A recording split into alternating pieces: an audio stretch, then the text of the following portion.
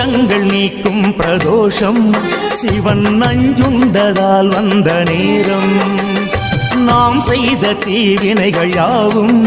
அந்த பிறை சூடன் அருளாலே தீரும் நாரணன் விடையாக நந்தியின் கொம்பிடையில் சிவனாடும் நேரம் இது சிவன் வரும் சுகமான நேரம் இது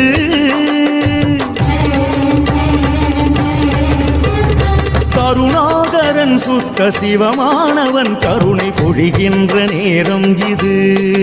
வரம் தருகின்ற நேரம் இது